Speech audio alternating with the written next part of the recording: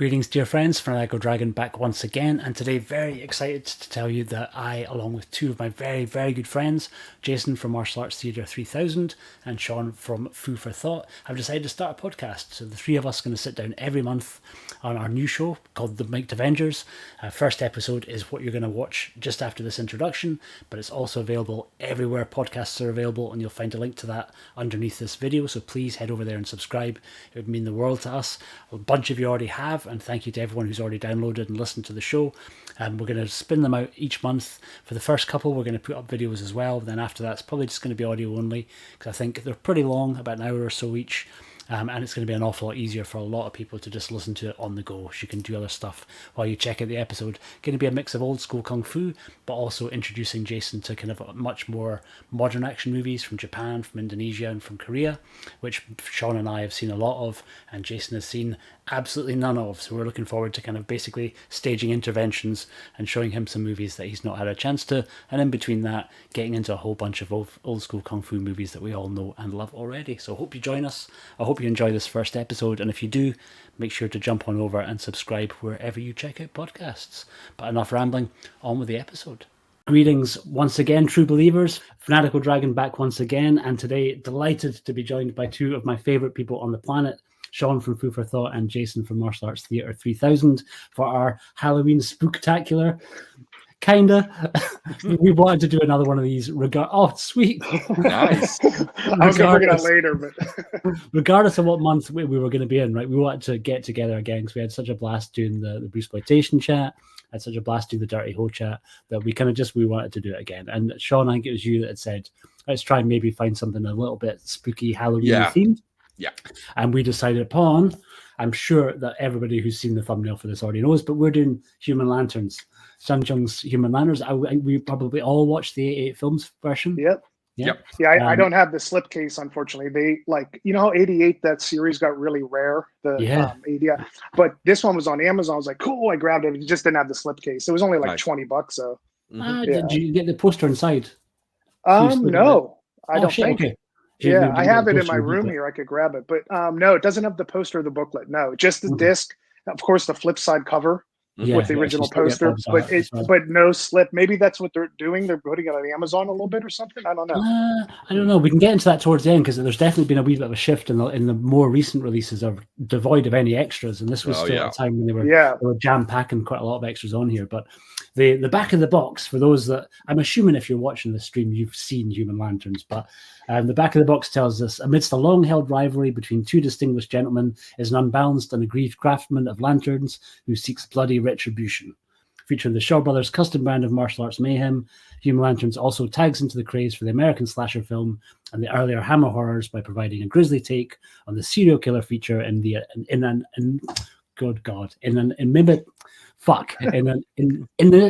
help me out, guys, in an inimitable Hong Kong style. Inimitable? Jesus Christ, I can barely speak. Welcome to being from Scotland, right? The IMDb has I think tries to be like super smart with its little 2-line synopsis and says a psychotic craftsman pits two rival kung fu masters against each other whilst designing special lanterns from a disturbing source. As if we don't fucking know. It's called Human Lanterns. The clue is kind of in the title, right? Spoiler alert, yeah. Which I think is a shame. I think is a legitimate shame because going in, if you didn't know that it was called Human Lanterns, it would be maybe a slight twist at least, or a bit of a shocking moment that it should be called the Lantern, maybe, or something like that. It was just called the Lantern. Yeah.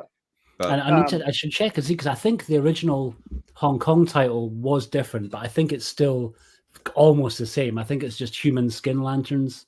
Yeah, okay. We're giving it away even more. Yeah, literally, right? I do like that the description on the 88 Films calls them distinguished gentlemen when they're both complete assholes. They're not gentlemen at all. They're absolute nightmares. And I also don't think it's a class war because they both seem pretty rich. It's just that Chen Quan Tai seems richer, right? So but there's something endearing and charming about them for some reason. You know what I mean? Yeah. Like they're assholes, but it's nuanced. Yeah. Completely. And so our two distinguished gentlemen that we're talking about is Chen Quan-tai, the legend Chen Quan-tai, and Lau Wing. And Lau Wing, guy who I'm not as familiar with. I've seen a bunch of his movies, but he's usually the villain, right? I think he one of the leads in Bastard Swordsman? Or am I completely wrong? He did do a bunch with Norman Chu. Where I know him from, and only to be honest, from his interview on there, is he is that main bratty son in Big Boss. Yes. He's the Big Boss's son, and he looks, I mean, obviously 12 years younger. But he's the main guy in the tucked in, like, whatever, polyester shirt. And Sean, you're definitely right. He is indeed in Bastard Swordsman and Return of the Bastard Swordsman, though he's not the main dude, because Norman Choi is the main. Norman Choi is the Bastard Swordsman himself. But I think he's in both, and Secret Service of the Imperial Court, which is another banger. Spirit of the Sword, Jewel of the Century, Bloody Parrot. God, loads. I think he jumped back and forth, and there's, like Jason, like you said, that interview with him on disc is fantastic. I think that's not one of Frederick Amberzine's. That's from Arnaud Lanuc, who I think is also French but permanently based in Hong Kong. So I'm seeing him doing more and more special features for releases as we kind of go on. Maybe not quite as slickly put together as some of the Frederick Amberzine ones. Frederick Amberzine's interview with Susan Shaw that's on there is also a belter. All the extras in that disc are really good. So I think which one did you mention there? Yeah, I'd like to talk about that, even if at the end. I didn't watch the very end of the, what's his name again? Andy Lau? Is that it? I'm sorry, I said not Andy Lau. Lau Wing. Lau Wing. I should have not Andy Lau. And I got confused between like the actor and the guy who made the video. Is Tony Liu? Yes, that's his American name. Yes, that's his American name. Okay, yeah.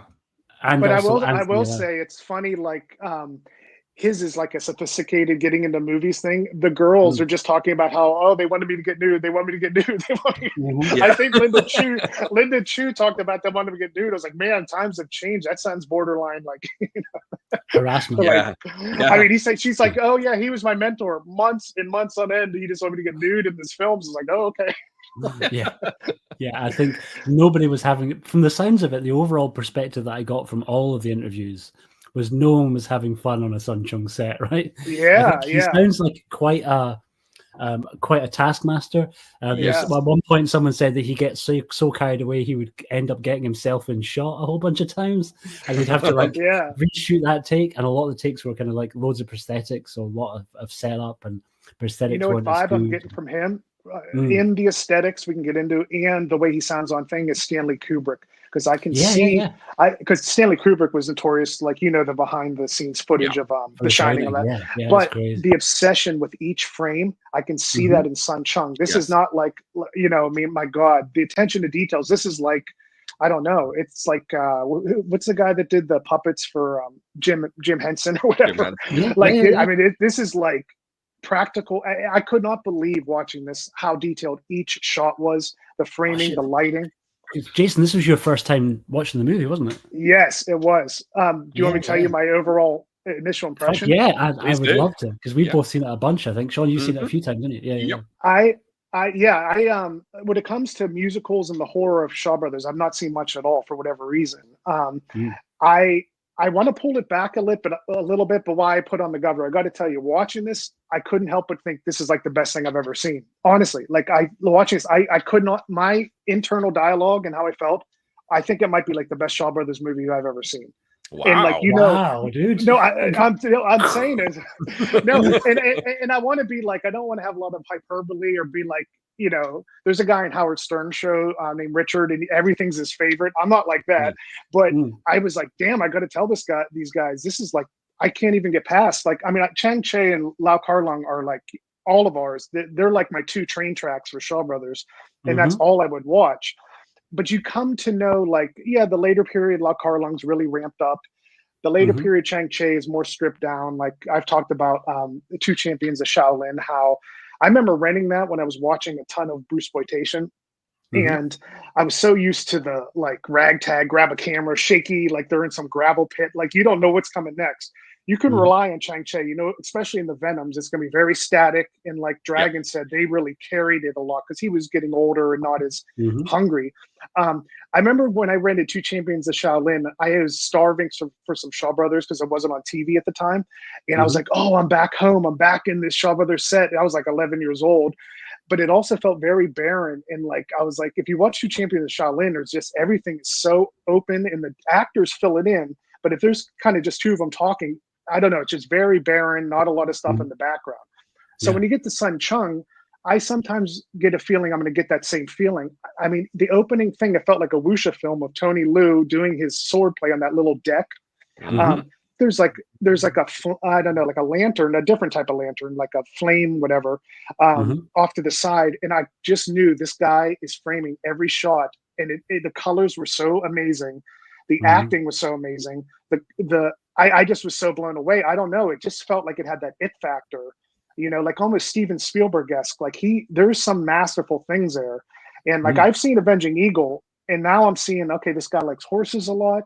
He likes slow-mo a lot.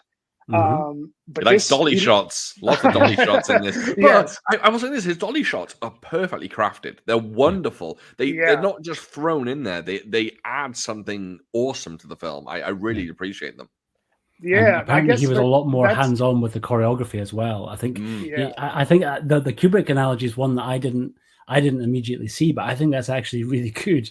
And I think I'm so stoked hearing that you had that reaction to it, man, because I think blown away. There's a bunch of like, I've seen a lot of Shaw Brothers horror movies, and because I bought literally every single one of those 88 Shaw's films, and a bunch of them are like just pure straight up horror, and 90% of them I watched once when I got it, and I will probably never go back to again, because even some of the ones that get held in really high regard, like I don't rate Boxer's Omen very much at all. I don't enjoy watching Boxer's Omen. I think. Oh, I have seen part of that. That has Sammo Hung in it, or no? That has it has not Sammo Hung. I'm sorry.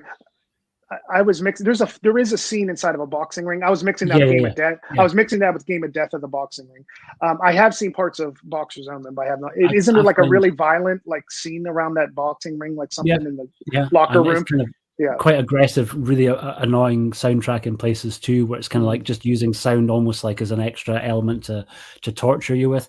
But a lot of the pure straight horror movies, even the ones with a lot of practical effects, are just not that good, either because the effects aren't that good, or the story's a bit schlocky, or there's sometimes like they all have a little bit of nudity in them, but it often feels like really the only time there's slow-mo in the whole movie is when someone's running up the beach and it's just like tits bouncing around, right? There's a lot of that in like in one of the Black Magics, I think, or there's one when they end up in Thailand and someone gets cursed. But they're for the most part, the ones that are just pure straight horror, even when they've got actors that I would recognize from the martial arts pictures, they were just never quite my flavor, because I'm not a big horror guy either, really, that much, right? I've seen all the big kind of heavy hitter US horror movies that everybody has, but it's not my kind of go-to. My wife hates. I will say I love horror, but just a Shaw Brothers horror for some reason I just wasn't as drawn to. And I just learned recently, Sean. Oh, okay, not missing much. But I recently learned, Sean, you're like a horror head. You said even more than martial arts. Wow. Yeah. So horror was my first ever genre that I got into as a teen. I started early with, basically my mum showed me Nightmare on Elm Street when I was super young. I just fell in love with horror. And during my early teenage years, I just spent them. So a lot of, I hope everyone knows out there that there was the Video Nasties list in the UK, which resulted in a bunch of banned horror films. And in my early teens, it was my job and my quest to bring in films like Cannibal Holocaust and, the crazy House by the Cemetery and all the violent I've seen films. That Cannibal Holocaust is messed up. Wow. Oh, it's beyond. It's with that log. That log, they kill him with the log in the mouth. Oh my lord. Yeah, that was messed up.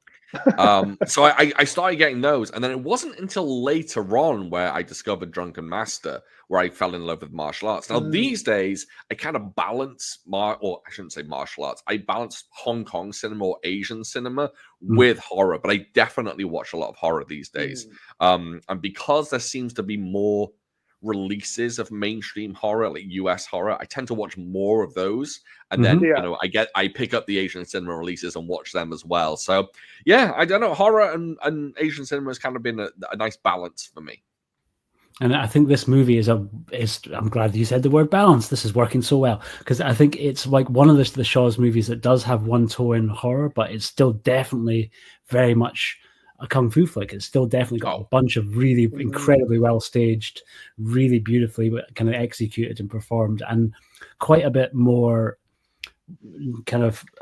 biting teeth to some of the choreography. Where I think one of the people says on one of the interviews that Sun Chung was happiest when he was seeing people kind of suffer on screen, right? He was that Kubrick element, right? He wanted to see the emotion of it all. So a lot of the choreography he was pushing for, and there's a few shots in there where they just do some stuff that you don't often see. There's one point when the Tai Chi sword that Lai Wing's using literally slides up inside Chen Quan Tai's coat and kind of cuts out from it. It's like really fucking close. One of the first cuts he gets on him, right? Or something. Yeah. And I think he does kind of push it into sort of places where it's a bit more grounded, even though sometimes they're doing fantastical stuff in terms of the jumps and the acrobatics of it all we'll get to, because I think like Yuen Wah is listed in the credits and quite prominently in the first few credits that come up, but on the Hong Kong movie database he just says he plays like a background constable. I suspect anytime we see Lole with the mask and the Chewbacca hands and the Chewbacca feet, I think that that's probably more than likely Yuen Wah. Because that's funny you said that because now Lole sometimes in his films you've seen it's weird, he's kind of like sometimes he looks really great in the choreography, sometimes he seems more like David Chang-esque where his martial arts aren't as amazing. He can look clunky. He can look clunky every so often. I think the people or the director and the actors are with can bring it up. They can like bring his quality up, and he's great. But like when he's Pai Mei, oh my God, it's awesome. But that's more like, kind of stilted, like majestic. But what I was saying is when he took his mask off in his lair and was moving, it looked identical. So I thought maybe it was him because like he was really good, like when he took it off. Like I thought like when he was fighting the Tan's hunting sister or the hunter. When he was fighting her and his mask, oh my God, when his mask came off, he was like laughing. I was like, oh, he's moving pretty close to that, but maybe it was Yuen Wah. Yeah, I think especially when he did the movements on the trees, where he's kind of jumping off the trees. Must have been Yuen Wah. Monkey style and stuff. yeah. But his movements, it's funny. So in theory, he could have just like Jason Voorhees stepped out in just this costume with the mask and been kind of creepy. His movements in the film add such a bizarre, creepy element that I understand how some people might watch this film and see his movements and kind of maybe laugh at it. But if you really think about it, imagine him popping out in front of you doing those movements. That's terrifying. Yeah, and I think there's if you focus on the horror of this film and kind of let it sink in, it's a pretty grim horror. There are some really shocking aspects to it. The whole scene where he takes the skin off the girl, or multiple scenes where he takes the skin off the girl, terrifying and surprisingly pretty gory. Yeah, no, I know. Really well done. Like in terms of very well done. Literally, kind of because we are getting to the point where you're seeing, and I can't remember who it was that said, but there was a sequence that they shot but ended up not being able to use, where he did a wide shot of an entire body being flayed of skin.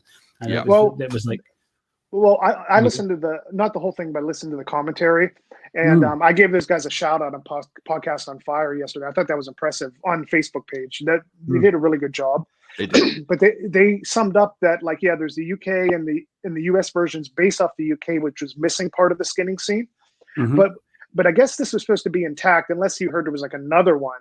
But what I thought was interesting is when you're watching it, when you're watching it get ripped, did you notice it cuts to like a worse quality when it's ripping off? Like the colors all change for a little bit. It seemed like an inserted scene from a different frame. Like when Linda Chu's first getting ripped, watch it's ripping, and then it changes to like a different real color for a while, and then it goes back. And when they said that, I was like, that seems inserted maybe from a different. But you think it would be remastered all the same, but maybe it was pulled out of. But it might have been pulled out of the reel, and they had to like get another reel to insert it, like kind of like how Michael Worth had to do. Yeah.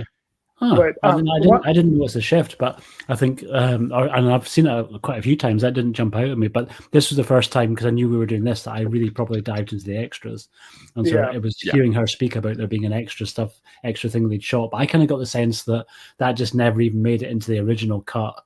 It wasn't like it came out and then it got cut from the movie. Like, it just didn't, left on the editing room floor. Yeah, no, the commentary said like there's the master reel, and then the UK cut that, and then the US used the UK reel. So they were implying this 88 films had everything restored back in. And that's why when you saw that rip and it changed to a different reel color just for about 5 seconds, in my head I said, oh, maybe that's like, I don't know, maybe that's more damage or whatever, you know what I mean? Because it wasn't preserved or... Yeah, I maybe, but I always kind of viewed it from what they were saying in the interview, that there was like a sort of more nudity shot, because there's sort of fleeting nudity at like quite early on with one of the girls, right? Yeah, but after that, I think everything's kept kind of fairly. It might have been, yeah. No, I wanted to say that.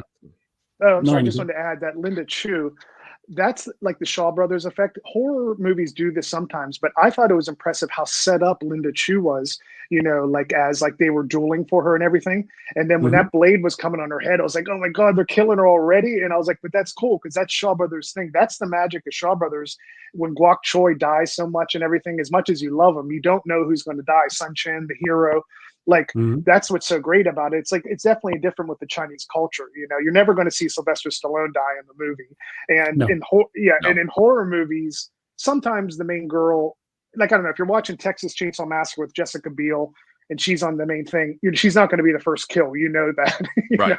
There might be, I'm talking about the remake, you know what I mean? Because but like, you know, like, that's what I thought was cool about it. I was like, oh, wow. It just had like I was being jerked around in a good way. I was like, oh my God, the girl they're pining over, you know. And another thing in the commentaries, they referred to Linda Chu as Chen Kuan-tai's wife, but I think that's incorrect. Like, he did say he would marry her. I think she is, because I think she calls him master in the subs, which is maybe what makes it a little bit confusing.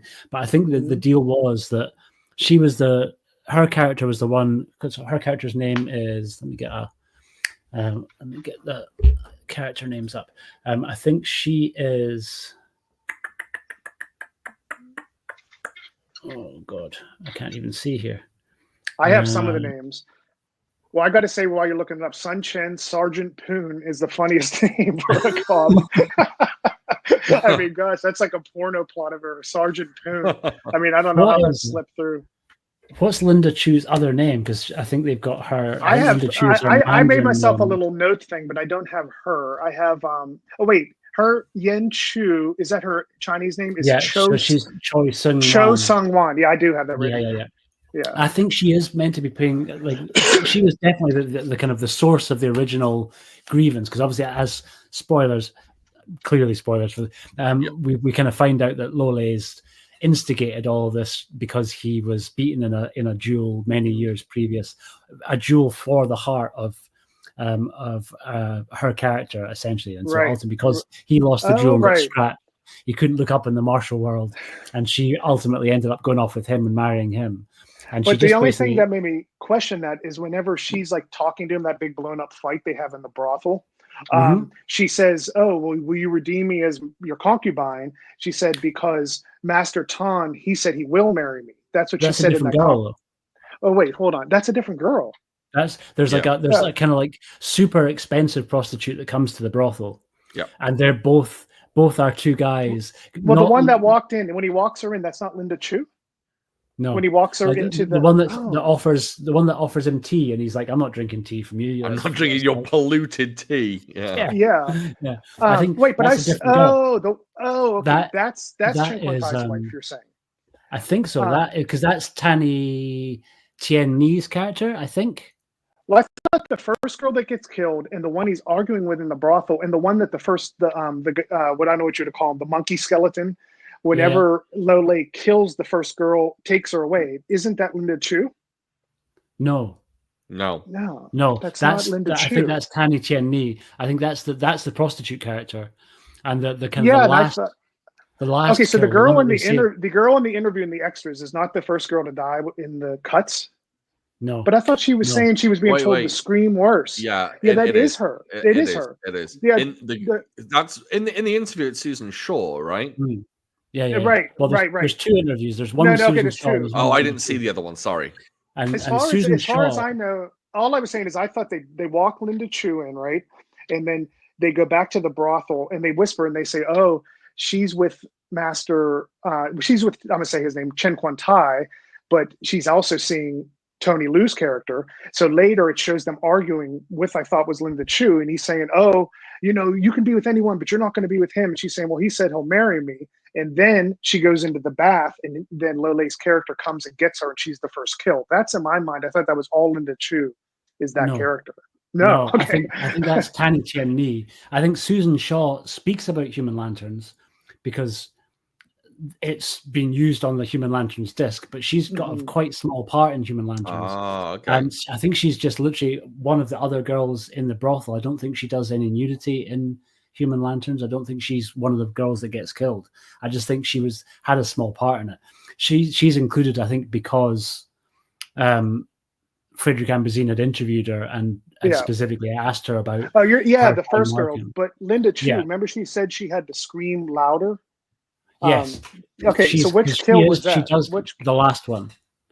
I think she's the final kill. The comment section will correct us. The comment section will steer us No, correctly. the final kill is Tony Lu's wife, because she's the one that almost makes it to the end. You think she survives because I thought that's who we were talking about. No, I'm talking about Chen Quan Tai's wife. Yes. Shit, okay, sorry. No, fuck. I don't think he's married. No. Okay, here's why it's a confusion. Okay, so there's oh my god. Okay, so there's the prostitute that's brought in, right? Yes. And the girl's whispering. One of those is Susan Shaw. She's briefly in it. Susan Shaw says, she says to the other girl, "Oh, that's Chen Quan Tai's wife." I can't remember their names. I'll just say the actors' names, offhand. Yeah. Chen Quan Tai's wife, or not wife, Chen Quan Tai's girl, quote unquote, but she's also seeing Tony Lu. They're both seeing her.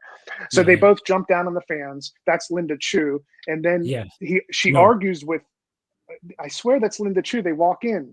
And then she argues with Tony Lu because he's seeing her too. Tony Lu has a wife, but he also goes to the brothel and he's trying to get with, he's trying to be with Linda Chu. And she says, the big question here is who plays the prostitute. That's what we're trying to work out. Who plays? Well, she's like the queen. I'm almost positive it's a queen prostitute, and they they get in that loud argument. And what she says to him is, "Will you redeem me as your concubine?" And Tony Lu says. She says to him, because Chen Quan Tai's character, Ton Fu, he will marry me. And he goes, "Oh, well, you could be with anyone. Don't choose him." And they're arguing. Everyone's listening. But whenever I swore when Kenneth and Phil from Podcast on Fire were talking, they referred to her as Ton's wife, which was confusing because she was saying he will marry me. That's all I was saying. But yeah, I'm pretty sure it's a straightaway. They bring her in. She's taken the bath. She gets kidnapped, and she's the first to get killed. Is the second girl in the interview Linda Chu? That's what I think. Huh. We might need the comment section for this. We'll look it up. We'll look it up. I thought that it was the other way around, but let me see if I can get. I do know Tony Lu's wife gets taken last because first Chen Quan Tai's the woman gets taken. Or no, sorry, there's three girls. There's the hunter girl who's Ton's sister. Then there's the Linda Chu, who is like the queen brothel. I think you're right. I think I'm totally wrong. I think Tanny Tien Ni is Lung's wife. So she's the last kill. It's me. I've got it totally wrong. No, it's all right. Linda Chu is the first kill. Right, which gave a big effect. We brought it back around. We got there in the end. I've seen this movie a bunch of times too. I'm quite embarrassed that I didn't notice because I think it's sometimes hard, particularly at that era, where the actresses they were often styled alarmingly similar to each other. I thought, particularly in this film, I thought that the three girls in this film, they were very, very similar looking. And I wondered whether it was they're meant to be because Lole has as a type. But they looked very similar. And I think also because he wanted them to experience what he'd gone through. So I think he was trying to get them into a situation where they're battling each other.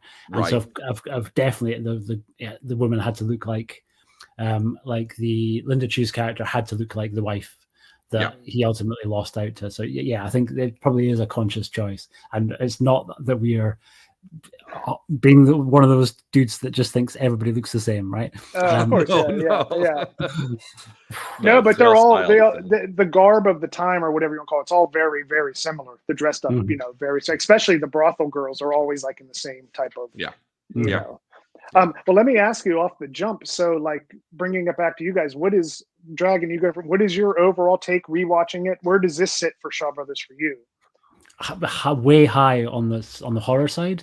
And I think maybe pretty high up in my Sun Chung movies that I've seen so far. I think Avenging Eagle was probably the first one that I saw. I only recently had a chance to properly see To Kill a Mastermind because of that 88 films release. I'd seen it before, but never with subs, and I had no clue what was going on in the movie at all, but knew that the action was pretty good, but it was a really bad, like not even a 480p digital file I had. It was maybe like a 180p postage stamp size. As soon as you tried to make it bigger, it was just fell apart. Wow. And To Kill a Mastermind, I think, maybe jumped into top position for me, just because it's so venomy in its intrigue.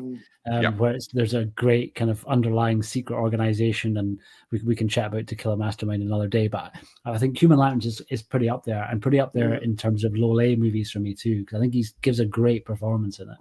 I think the stuff when he's unmasked is really strong, and I really like the way that they've just a lot going on here. Like you say, it's a very dense frame, and I think the cinematography really good, but particularly just the little things that they're so consistent with, where they've clearly managed to hit like a light with probably some sort of gel over the top, like a blue light on the front of that mask. So it's almost kind of glowing a little bit. It almost has this sort of phosphorescent feel to it that works really well. And there's kind of when he's creeping into, I can't remember which girl he's going after, but it's quite early on. One of the first times you see him out and about in the mask, and you see him up in the rafters, and you just see this the face. Incredible. It looks awesome. And there's a shot where he's just being chased by the camera. So you're kind of like, he's doing all those little hand things. He's doing those little hand movements, and he opens. And it opens up the bead. And they do that kind of Hitchcock thing where basically they show you the bomb first, so you know what's coming at that point, right? So you're ahead of the girl, and it becomes more like introducing suspense that way, where they're letting you in on making you complicit to what's about to happen in a way. So you're right. It's a great little kind of storytelling device to kind of put you over the shoulder of the kind of the villainous character in that moment, rather than you being with the girl, and then when she's surprised, you're surprised, which is what you normally see more often. Exactly, like Scary Movie with Drew Barrymore on the phone. You're always like on that side of things. But I did want to say, like in Sean, you kind of touched on this. There is an element, like I think this is inspired by Leatherface and inspired by Michael Myers. There is an element when they use a mask that's not like designed to be so scary. It's kind of like, he just puts on how it's going to look. And it is kind of funny when you first see it, but it's always like slightly funny, but it makes it almost more scary. I don't know how to explain it. Like, because you can have this real practical, like Freddy Krueger like thing, you know what I mean? But this is almost like, it does feel kind of like a mask, you know, like intentionally. It's not supposed, like, because they could have had like a real skull or something like that. This is supposed to be kind of like sometimes they did. There's like there's a resurrected skeleton of a guy's dead girlfriend and seeding of a ghost that's really gnarly. It's practically done quite well, but it feels more almost like stop motion, where it is literally a body kind of resurrecting from the dead, bones first, right? And it's weird and unnerving and a bit more kind of like icky than this. This kind of always felt on the right side of just kind of being impactful. And I still think it's, at the time, I think it was probably pretty scary for people in the sense of when you're kind of first seeing him. But it relies less on jump scares than you would maybe normally have in this sort of movie, because so much of it is making you semi-sympathetic to Lolé. Like, although he's doing all this, that's the magic of it. And it's the weird thing about it is like, that you hit a nail on the head. The Lolé aspect, you normally don't have that. Like with Halloween, and Sean knows this, whenever Rob Zombie, he tried to put more of a backstory into Michael Myers, you know, like him being bullied and stuff. And that really brings it up a notch. It makes it way more nuanced. Like, if you can sympathize a little bit, it's like, wait, what's going on in your mind? This really did it well. Like, in a weird way, you could, like Lo Lei, yeah, he's the anti-hero. I don't know if that's the right word. He's the villain, of course, but he kind of seems like a hero because he's like the Robert De Niro in Taxi Driver. He wants to break down all the like hierarchies and all the like rich, he hates that, but he also has been like directly like his life has been completely ruined, by Tony Liu. So there's so many elements going on. I think this is Lo Lei's. I got to be careful that everything's the best, but I think it's like his best performance outside of Pai Mei. I don't know. King Boxer's pretty strong too, but King Boxer was very. King Boxer very early, right, and a very different style of directing, and he's more like the stoic hero King Boxer, which is rare, yeah. And by the nature of those sort of characters, I mean, it's such a kind of an oft-seen trope where in those sort of movies they're generally made much more alive by the villain they're going up against. Like Batman's the best example. It's like Batman on his own is not that dynamically exciting a character. He's sort of defined by this incredible roster of villains around him because he's just a normal guy with no powers and he's just got money, and that would normally be something pretty despicable and hateable. Like, who wants to root for a millionaire that can? But it's the fact that he has sort of determination as his superpower. But Batman, that's the guy that becomes the villain. That's the guy that normally will become the villain, the like asshole rich guy or something. Yeah, he has all this money. Yeah. But good point. But I think, but this time, and certainly we saw Lo Lei playing villains a lot more. But usually in that, again, even when he's being Pa Mei, I think it would almost be like if we were seeing Executioners from Shaolin, but from Pa Mei's perspective in what we were getting in Human Lances. Exactly. Like if half of the movie, because at the end, I was genuinely pretty bummed when he died. Like, and the fact that they kind of all had to team up against him to take him down was what you normally see the other way around. Like, it's normally like the hero's got to go up against multiple guys at the end and fight his way to the top of the tower by getting through all the people together, rather than it being a case of like the villain is only being able to be taken down by everyone together. And even then, there was a beat at the end. There was a beat after the fire, like after, because you kind of watch Sun Chen watching them both on fire. I did wonder if at the end he hadn't been making lanterns; he'd been making a really good Tony Liu mask, and really it was Lo Lei, like Mission Impossible style underneath there. I was kind of hoping for that, right? Yeah, we never got that beat at the end, but I think it's definitely kind of one of his better, stronger performances. I saw that coming though, that Chen Quan Tai. I saw they would pair up. I could see that as like predictable for some reason. What I did not predict is when they were fighting Tony Liu and Chen Quan Tai, when Lo Lei appeared up at the top there and killed Chen Quan Tai. That was beautiful. I mean, I don't know what, like, because part of me didn't quite understand why Lo Lei was going after Chen Quan Tai too. They confronted him and he said, because I wanted you two to battle each other. So I understand him creating the friction, but him just like murdering Tian. That's when I realized, okay, this isn't just about Tony Liu specific. This is like him against the world because he's in the rich world. He wanted to see it all burn. But it's not just that simple. There's something going on there. Like, yeah, it's magical. But when those two, I could tell that for some reason I knew Chen Quan Tai and him were going to realize they were both being played and they were going to pair up. And I thought it worked great.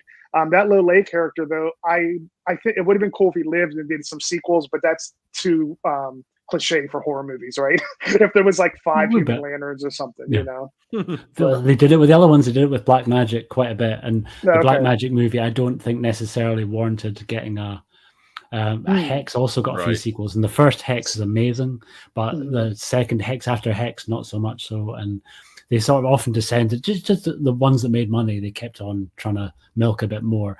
But I kind of get the sense they probably couldn't have done that with Sun Chung. I don't think he would have been up for it. I think he was one of these dudes where each one of his movies is quite different, very different energy, very different feel. Yeah, there's certain things that are recurrent themes, like To Kill a Mastermind is another one with super dense production design and really rich sets, and the way that he would do, like Sean mentioned, his dolly shots, like massive ensemble cast in To Kill a Mastermind, these beautiful dolly in shots on like a room with like 12 dudes in it, and they're all like showcased kind of spectacularly. He was really, I think, all over it, and apparently a lot in the choreography too, as we kind of said a bit earlier. So I think it's a really one of the better examples of the Shaw's horror. I think there's maybe other better straight martial arts movies, but rarely have the two ever come together so nicely. Yeah, I think Sean, what was your take on it? I love the film. I think it's fantastic. I'm not saying it's in my top, Shaw list, just because for me that's a difficult list to get into, and it doesn't quite make it. But I love this film. I do think it's probably Lolay's film, best film for me personally, and this is one of the few films. I always appreciate filmmaking in general, but for some odd reason, I feel like this film is a step up from a lot of the filmmaking done in other films that I love. I feel like this is a more refined film in general as far as Shaw Brothers go.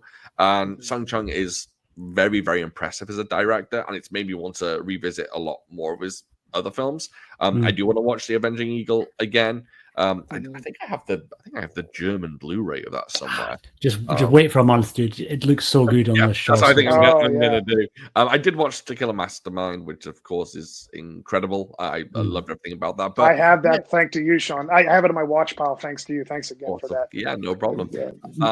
My prediction, just before we go too far off To Kill Mastermind, I said to Jason a couple of days ago that my prediction ahead of time, and I'm putting it out publicly because hopefully this will air before you get a chance to watch it, is I think you're going to enjoy that more than Five Venoms. Which is wow, I'm not doubting you. I'm not doubting because two things. We'll go back to you, Sean, in a second. But Flip had said that Sun Chung was his favorite director of Shaw Brothers. So, and I respect his opinion. We all love Flip. So when I heard that, I was like, okay, cool. I only really know Avenging Eagle because I'm on this Chang Che and Lau Kar-Lung train. So I saw this. My mind was blown. You saying that this could be Five Venoms, which isn't my favorite Venom mob film. Yeah, that's kind of why I think it will take the lead from it. Yeah, I love it. Of course, I get a lot of heat on that. Everyone's like, "What?"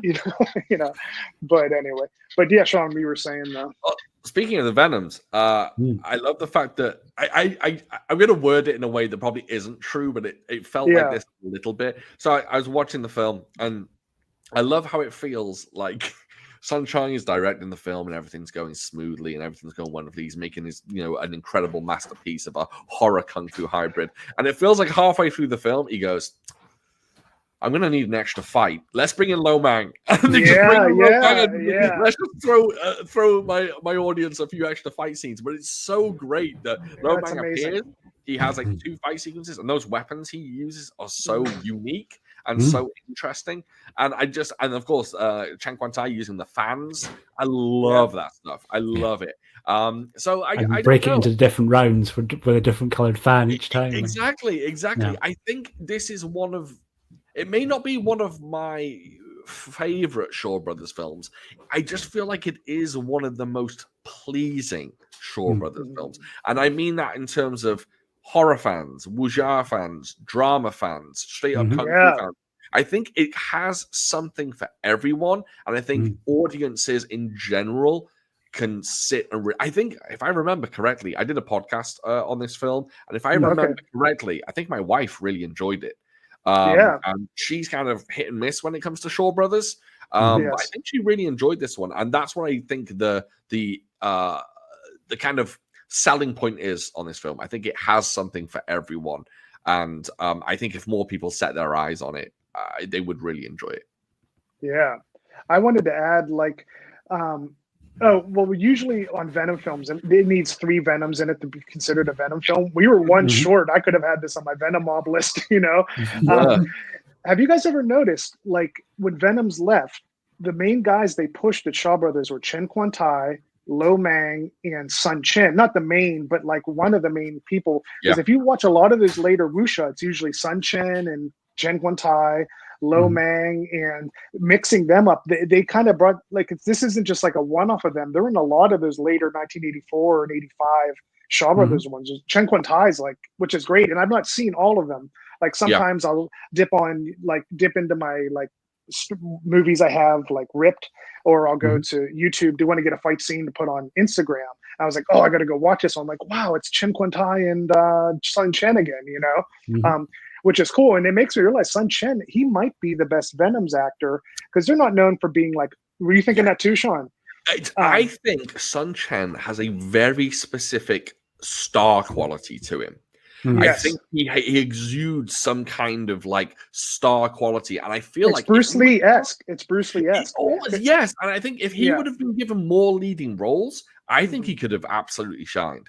Yeah, well, Chang-Chi used him as he's so the good foil. in Chinatown Kid. He gets to he doesn't really do much action in Chinatown Kid, but he really dramatically, he kind of carries that movie. He's kind of ultimately he's the motivation for what ends up kind of going down with Fu Sheng. Really, he's great. And Chang-Chi used him as the foil often. He had that smile, so he was good at getting on the side of the Venoms and then, kicking them with a blade in the stomach and everything, on the Venoms, I love them to death. Obviously, we all do. I do think Liu Fang is probably the least of the actors. He's really good, like as a villain, but when he has to play a good guy, he still kind of looks like a villain to me. It's like not that big. It's not. It's not that big of a change. Like Sun Chen, what I said, Bruce Lee, he has that like star quality smile to him. Like he smiles and you like it disarms you. Then when he becomes the villain in a lot of the movies, it's like that twist. Sometimes when Liu Fang is just talking, and it's of course like in a different, like it's in Chinese, but like I start to glaze over sometimes, like the dialogue when Liu Fang's just talking, and I love him. I mean, he's awesome. His fighting and everything. I think Sun Chen and Chang Sheng I think they're probably the two best actors out of the Venoms. I think that's why maybe the two most charismatic, maybe, but right. But I think Lo Meng's up there too, because I think good point. Yeah, good point. And Lo Meng, different sort of energy, and I find with Lo Meng they kind of literally did almost they Clark Kent him, right? So when he's got no beard, he's usually good. When he's got beard, he's generally morally ambiguous or like kind of on the more villainous side. But I think he, particularly in post Shaw's years, when he would start doing stuff like he's in Ebola syndrome as a non kind of action crazy actor. role in Ebola syndrome. But he's pretty solid, and I think he had so much. Maybe it's better to say that like Lo Meng's always Lo Meng, even when he's a villain or he's good. His innate nature and charm, just as a normal human. Because when you see him being interviewed, and he does those little clips where he's like, "Hello, American people," and he's like super happy to like still speak. He's just really fucking charming. And I think there was the interview in, what did we see him in recently, in the Bruceploitation documentary, right? He was like so full of life and so full of admiration for that period of his life. And I think that shines through his performances, where with Sun Cheng and with Chen Xiang, they were more able to sort of transform a little bit more into whichever role they were playing, right? And so they would be given slightly more sort of twisty stuff to do. And there's that great one where there's the one when Chen Xiang is given a little crazy mustache. Legend of the Fox. Yeah. And he's a little bit more on the darker side in that role, and he's so kind of out of his mind, insane, and crippled Avengers, and he could kind of do, but he could also kind of be charming, even though he was, because they always said he had like the baby face and stuff, and but he never really got the girl, and they never really kind of used him. It was kind of like the Beatlemania. All the fans called him Cutie Pie. That was his nickname. It was kind of like a. My problem with Chang Sheng is, as far as a fighter goes, I feel like they lean far too hard on his acrobatics. They never really showed off his good hand-to-hand, or occasionally he'll have like a weapons fight, which is very impressive. But his hand-to-hand stuff, they didn't really lean that hard towards that with him. Chang Sheng is always more of a.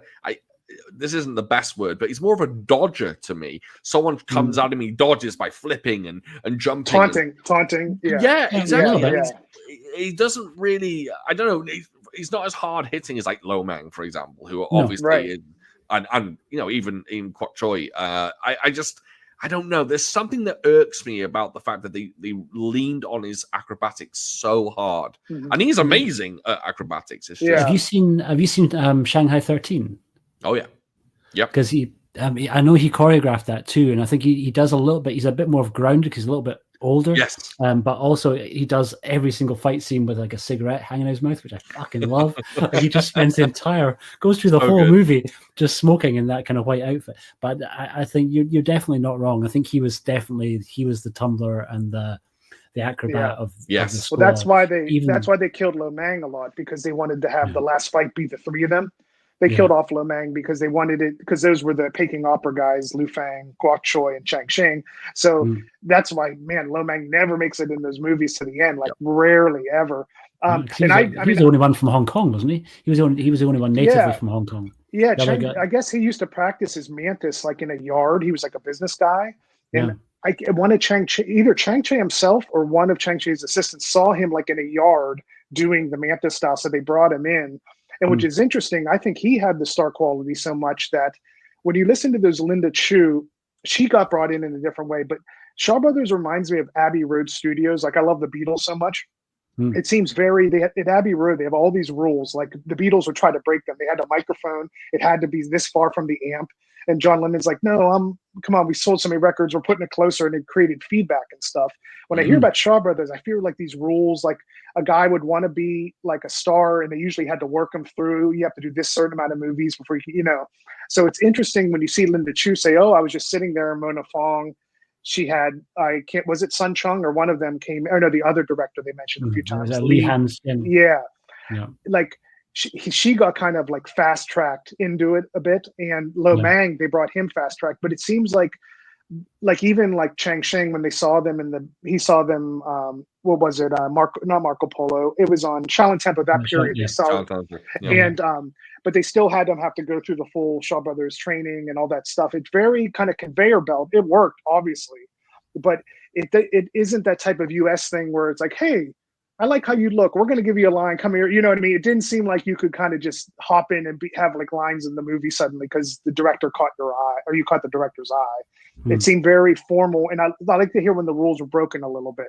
Like, you know what I mean? Yeah. Speaking of acrobatics for a second, and to tie it a little bit to Human Lanterns, did anyone notice that in the final fight, I think it's Lao Wing, I might be wrong, there's a moment where someone tries to do a kip up and completely fails. No, I've got to rewatch that. They left it in the film.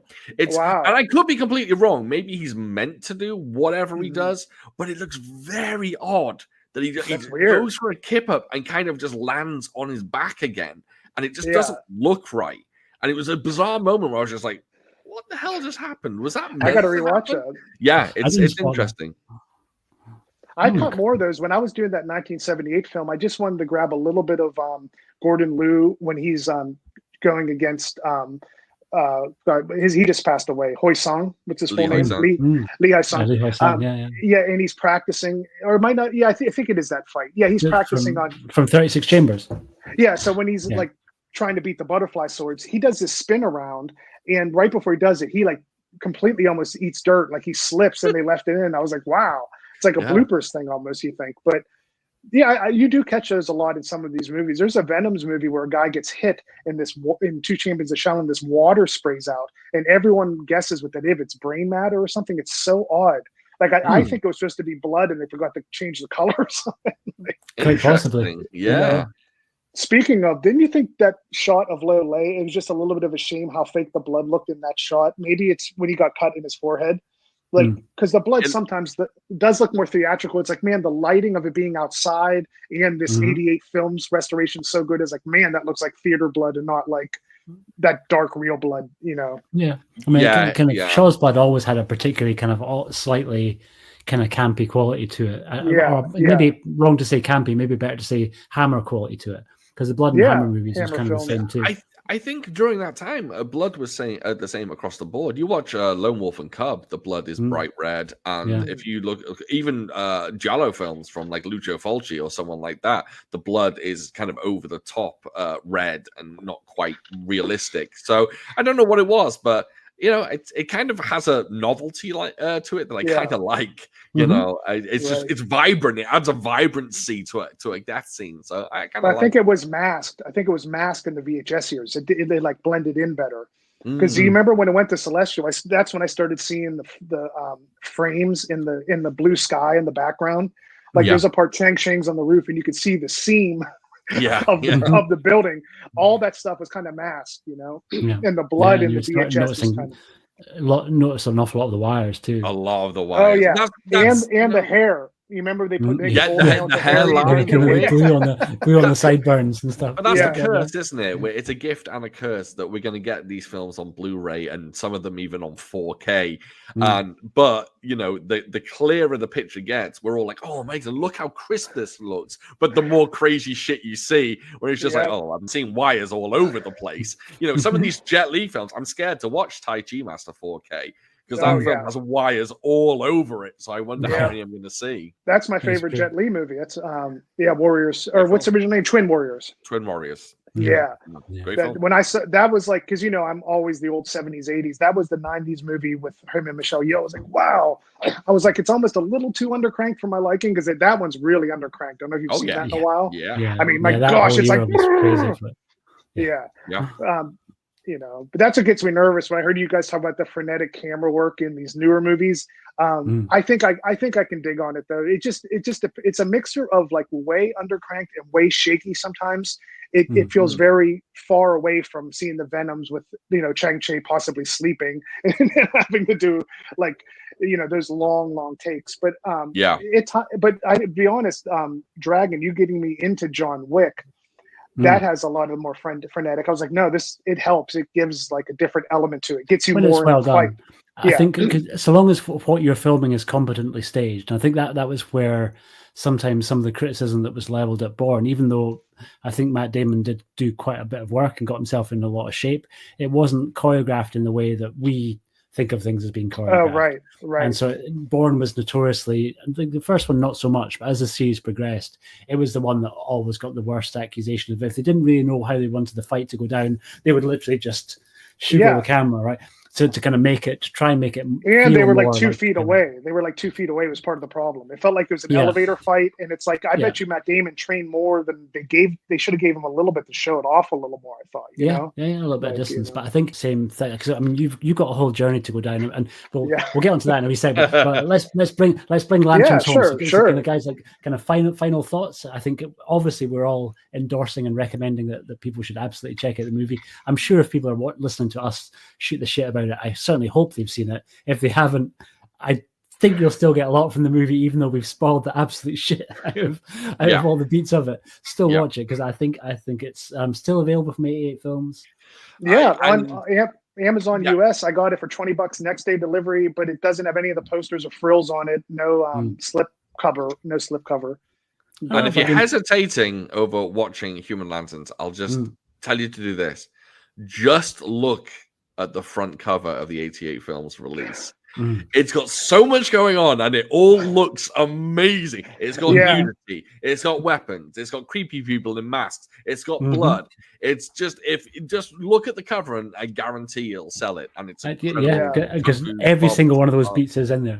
Bob's a master, right? I think right down to the lightning strike in the top corner, because they do use lightning an awful lot. They do. And it's also one of the rare shows that actually gets out and away from the studio a little bit. We get some outside location stuff. That's a Sun Chung. He does that with Eagle. He does that with Avenging Eagle, right? He likes the outdoors. Good for him. That's so refreshing.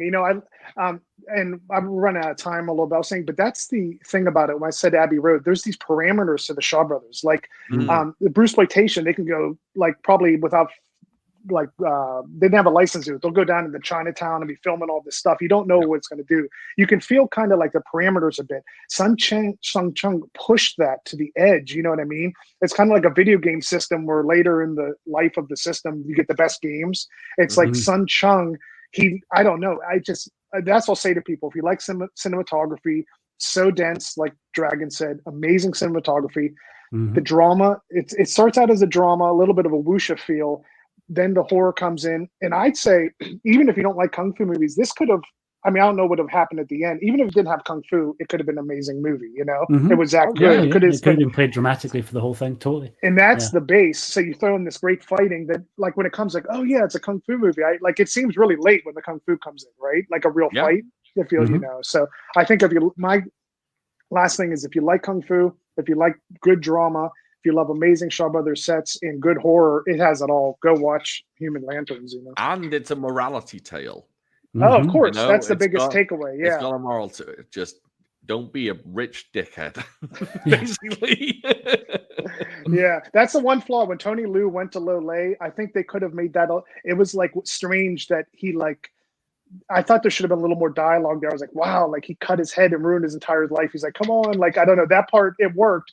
That was a little bit like unrealistic, maybe, but it worked really well. I just thought that scene maybe needed a little more. I'm surprised that Tony Liu was like, "Oh, this will be fine."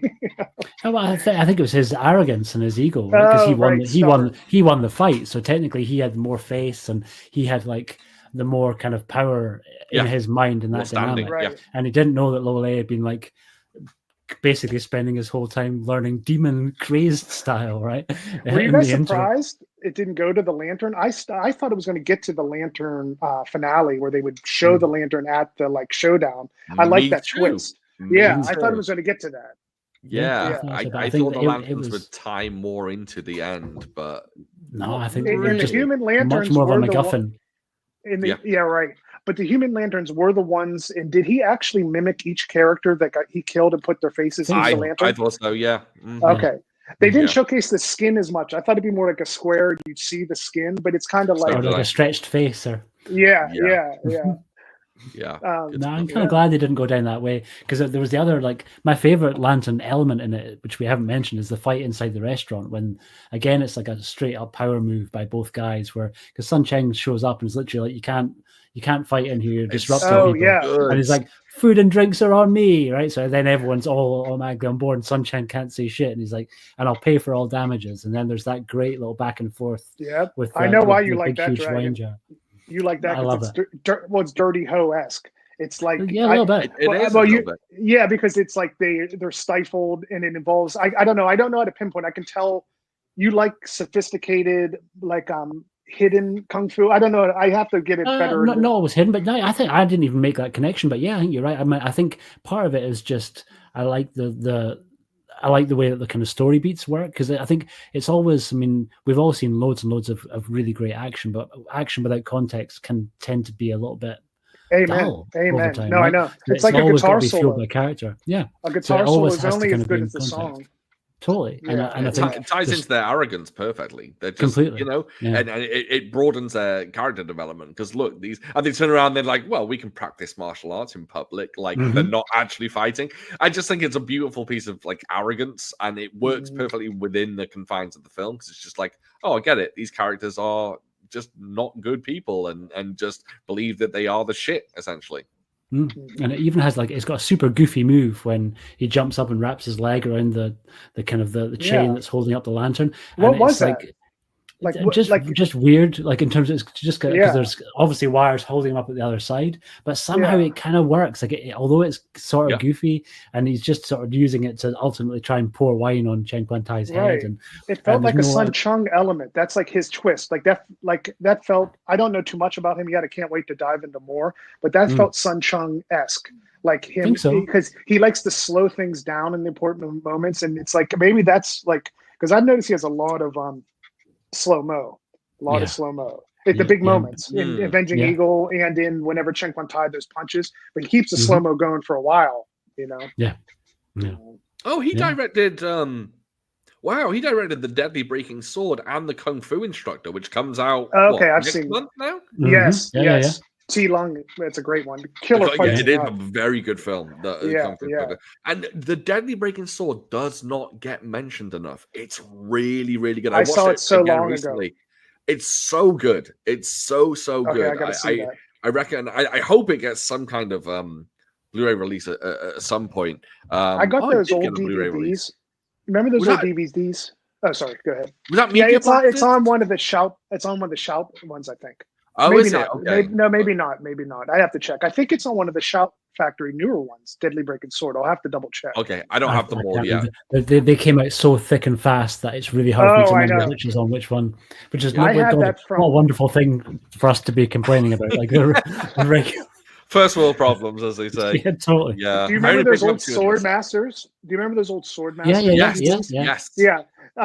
I would watch them to death, but some of them, like Battle Wizard and Deadly Breaking Sword, I never saw Battle Wizard yet. It was one of the ones. I know there's some like lasers in it, and always been on my back burner. I have a lot of Shaws I own. I've got to get to, and it's fun to have that because you don't have to buy a ton of stuff. Yeah, you have it. Yeah, good stuff. Well done, gentlemen. That is just over an hour, I think. And I think thank you, everybody, for joining us. Gentlemen, thank you again for taking the time to sit down. Thank you, guys. Thank you. Always a pleasure. Always. I think this time we should maybe all leave a comment underneath and make a suggestion for what should we do the next time that we sit down and do this when we get together. Doesn't have to necessarily be a Shaw's film, but it's the easiest way to get us all together at the same time in the same place with the most enthusiasm if you do go down that Shaw's route. But it's not mandatory, so I'd be intrigued to know what people would like to hear us shoot the shit about, because it's a blast doing this, guys. You know. Yeah, for sure. Thank you, guys. Always. Yeah, thank you. And we'll look forward to seeing you again next time. Goodbye from me. Bye, everyone. Goodbye from them.